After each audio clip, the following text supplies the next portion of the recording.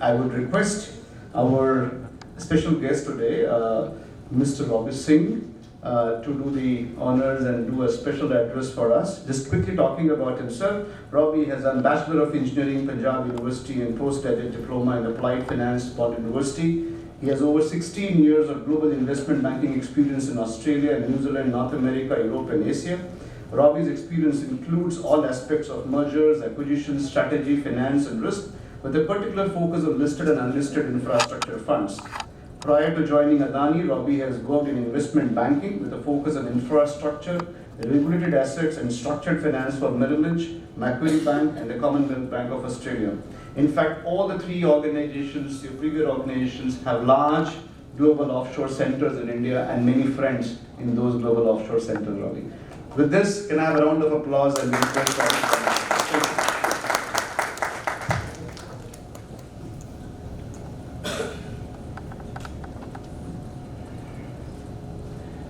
Thank you very much. I was thinking, as you know,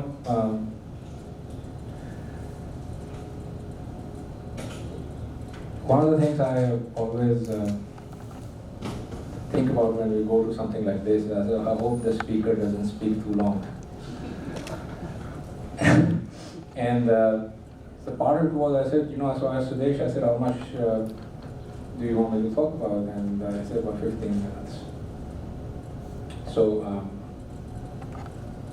I would broadly touch on three things in relation to the opportunity and challenges that come from or will come from digitization, and how we conceptualize digitization from investment and business perspective. So I'll start off with something very simple. Which actually, because I knew I was coming here, I discussed with my in our group's capability development session today morning, and I'll run through with you a very simplistic thing: an enabled organization in terms of basic digitization. So I said, if we assume I ask a simple query on a very simplistic AI model, and I say, can you please give me all staff members in Adani who are from Orissa, Odiya background. Now, that itself is a simple query.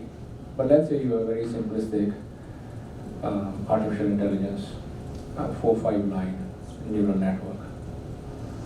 Now, it will have very simplistic predictive capability. So if you assume, okay, I'm asking questions about our staff members who are from Odiya, so I get that answer. And it might also say that, look, if you're asking, assume if you're asking about this, then it's possible that you might also want to know which area, non-state but area of India.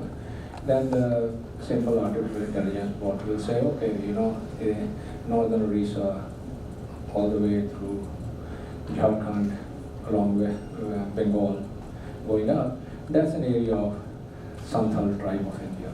It's an important tribe, and it can say, why are Santhals important? Santhals are important because two brothers, Minaj and his younger brother, they were the original participants in the War of Independence in 1857, and they were killed. And when they were killed, their sisters, Ulu Jama, took over the fight, the first women freedom fighters who led the 1857 struggle. And and the good thing is that in that region, one of our portfolio companies, Adani Power, has a large business. Adani Power's Godda power plant. It is the first power plant that is transnational in nature. It supplies power to Bangladesh, is connected to Bangladesh, also located in India. It showcases Bangladesh, India's joint stable relationship, geopolitical relationship that Bangladesh is okay to have its power plant in India connected to Bangladesh grid and not connected to India grid. And I said, and the Godda district has a very peculiar, troubling statistics. And that is that Godda district was ranked 23rd out of 24 districts in the state. And since Adani Power went through Godda, and Godda in certain economic indicators has become 7th out of 24. And there is a very significant upliftment in the economic status of the people in Godda, which are primarily Santhal tribal people. Now, it's a very simple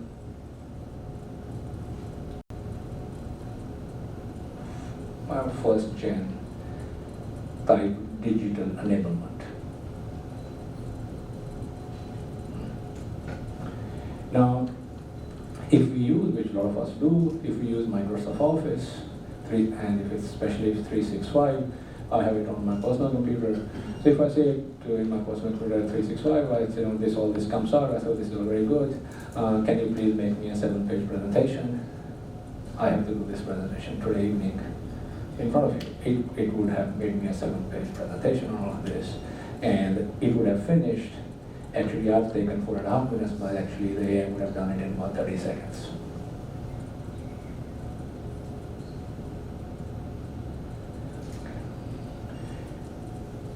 Now, when this happens, then our capacity to integrate learning, our capacity to integrate knowledge, our capacity to build businesses, our capacity to decide on investments significantly lifts. So this is one, as I said, very simplistic example of how appropriate AI-enabled work, linking human resources to linking social element of your investments, geopolitical status of an area you are in, all of that can be integrated into a simple, comprehensive presentation and material quickly. Now, the same thing can occur in relation to, if we use a second example of a little bit more complicated capacity to utilize AI capacities today. And let's say, one of the services is providing accounting back office work and or also middle office simulation, getting marks, etc. Now let's say there's an emerging element, and the emerging element is that we have a situation whereby as we evolve, as the businesses evolve, we are going to get into a situation where how do you value non-financial participation? So today we have the power of social media. So now what happens is that your stakeholder universe has changed. Not that because they are your stakeholders or they can do it, it is because they can participate in the business's value or business's loss without being financial partners or without being your vendors. How? Somebody takes a picture and say, it's an Adani employee, they are misbehaving with someone at the airport, somebody takes a video, that video becomes viral before you can act. So that person might not be an investor or a bank or a vendor or a such stakeholder. All of a sudden, that person can have a massive impact on your business. Similarly, if we extend this a little bit further, you get into a situation where, because now you have those stakeholders, the challenge becomes, can you use this capacity of stakeholder engagement in building business value? And from an accounting perspective, it comes, okay, today, how do you account this? Today, IFRS does not have any ability to account for this. Okay, so IFRS nodes or accounts do not have the capacity to evaluate a possible value loss because of your public interaction and having a website. It still thinks, the accounting body still thinks that it is static. The standard hasn't been. So now you have the learnings. It allows us to provide, say one of the things what SSL would do, will provide research ability to say, look, this aspect of having social media presence, be it a Twitter account, be it an Instagram account, be it a Facebook account or a website now, that is actually an asset that can significantly impair the value of the organization and or consequently significantly enhance the value of the organization. Okay. So today if you ask that, okay, we have a presence on social media platform, and you say, okay, what standard I use from it first to value this? Okay, unless you are in the social media business, they will say, no, nothing is there. However, to simply assert that there is no social media presence of an organization today is a false statement to start off. So it's understanding a digital enablement is distinctly different from what sometimes when we hear digital enablement, we sort of think of things which are quote unquote computerization only. They're not digital enablement. Because that digital enablement will mean that these kind of assets should be recognized. And they are not. So this is like the third aspect which I thought I'll share with you, which is a bit more humanistic in nature.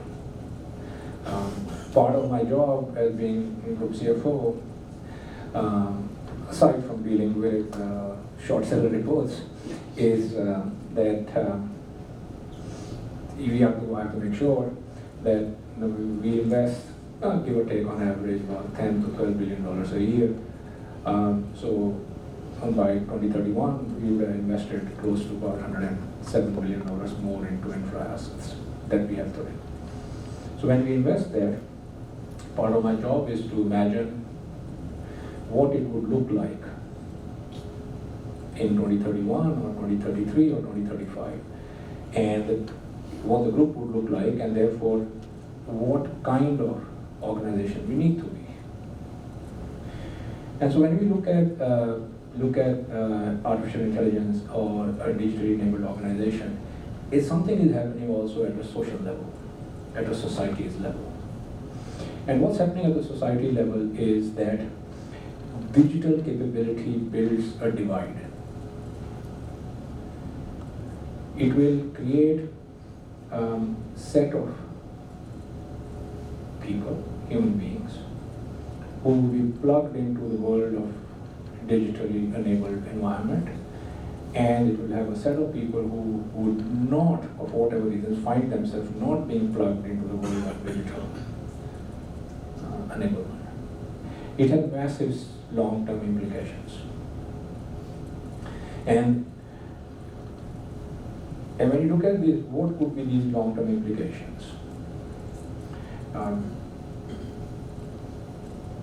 So imagine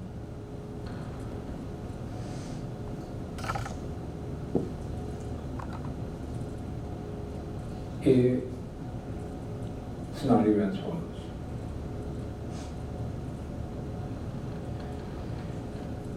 Today, if we take all of the knowledge of physics, chemistry, math, biology,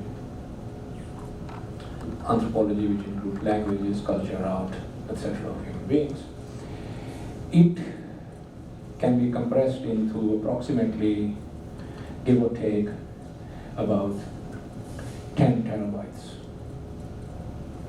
of on a chip.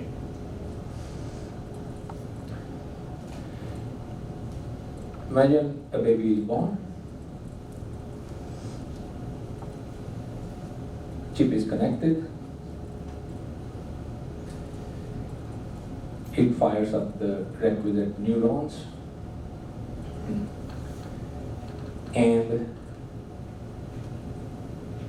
you speak Japanese, the baby answers in Japanese.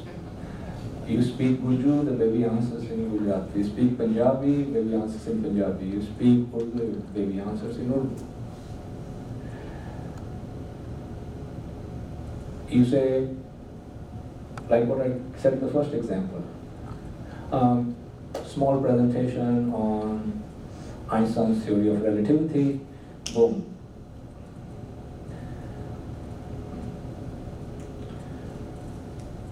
So,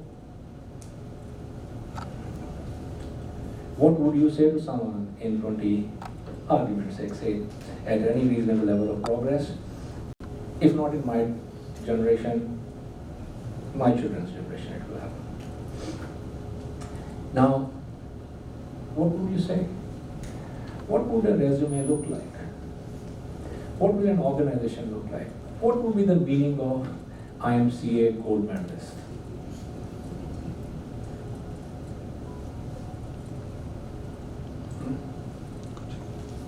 What would be the meaning of I'm PhD? Any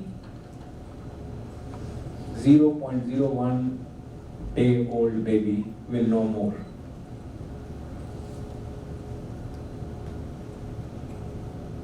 And you might think, maybe this is crazy. I was, before my grandmother passed away, I came back. I was in US. She wasn't very well, so my mom rang me. She said, look, your grandma's not well. You should come and meet her. So I came back and we were talking. And she said something very interesting to me. She said, you should always learn in life. So I said, what do you mean? My nani ji, that is. So she said, when I was born, so my grandmother was alive. And my grandmother would, if somebody told her that I'm speaking to my grandchild who's in New York, she would have been committed to a mental asylum. People said, are you crazy?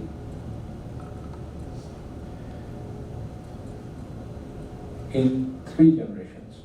She said, if today I say that I can't speak to Robbie, who's in New York, today, there's no way I can speak to him.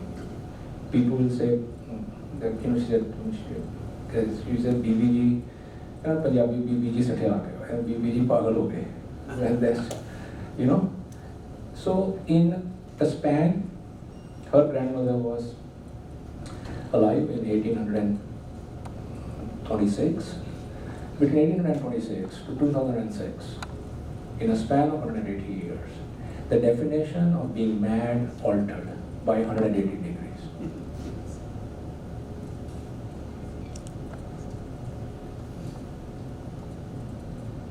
And this is the transition and challenge we are going through. This is one example in terms of access and communication. And there will be significant changes of that magnitude, where what you imagine today, and I will close with this thought, I'll take an extra time. There will be, I don't know when, but there will be a time when somebody look back on us, our generation, and say the following, that those people were the most brutal, inhuman, unethical people. The question will say, people will say, why this labor for them? And they will say, they used to cremate or bury people who are alive. The definition of death itself will change. And this is the scale of opportunity, the scale of change that the integration of digital and AI services mean for humanity, let alone businesses. And so it is imperative for us to be humble enough, matured enough to learn the magnitude of impacts that are in front of us, both from business and from human perspective. With that, thank you so much.